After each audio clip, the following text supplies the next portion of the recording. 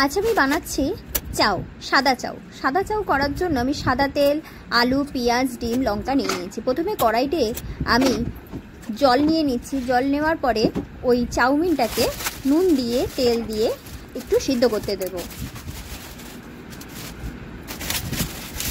আমি দুটো চাউয়ের প্যাকেট নিয়েছিলাম, তোমরা দেখেছো নিশ্চয়ই। আমি দুটো চাউয়ের প্যাকেট দিয়ে দিচ্ছি। দুটো চাউর প্যাকেট 3 জন এনাফ, ঠিক আছে? 3 জন কি ম্যাক্সিমাম 4 জন, ঠিক আছে।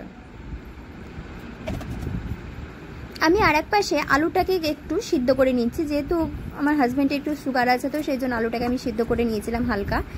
এবারে ডিমের ভুজিটাকে আমি করে নেব।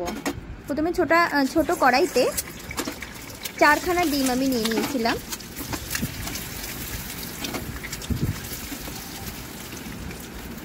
এতে সামান্য একটু নুন আর একটু গোলমরিচ দিয়েছি যাতে ঝালটা হয়।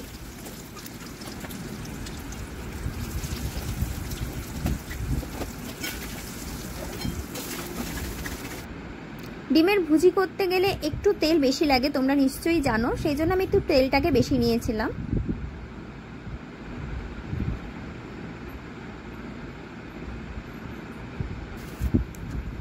তো আবার কড়াই নিয়ে নিলাম, ওর মধ্যে আমি তেল নিয়েছি।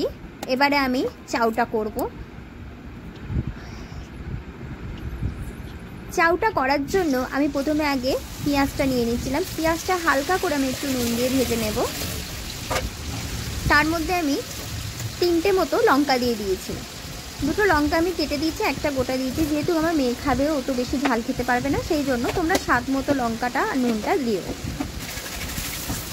চাইলে এর মধ্যে তোমরা গোলমরিচ অ্যাড করতে পারো। আমি যেহেতু ডিমের ভুজির মধ্যে দিয়েছি, তাই জন্য এর মধ্যে আমি অ্যাড করিনি। পেঁয়াজটা হালকা ভাজা হয়ে আসলে এর মধ্যে আমি ওই সিদ্ধ করা আলুটা দিয়ে দেবো। আমি আগেই বলেছি আলুটা যে সিদ্ধ করতে হবে এমন কোনো মানে নেই, আমি করে নিয়েছি, তোমরা চাইলে নাও করতে পারো। ভালো করে আলু আর পেঁয়াজটা আমি ভালো করে ভেজে নিচ্ছি। আমি একটু চাপা দিয়ে রেখেছি যাতে তাড়াতাড়ি আলুটা সিদ্ধ, আমার যেহেতু আগে থেকে কড়াই ছিল, তবুও যাতে ভালো করে মজে যায় তেলের সাথে, সেই জন্য আমি ঢাকা দিয়ে দিয়ে করছিলাম।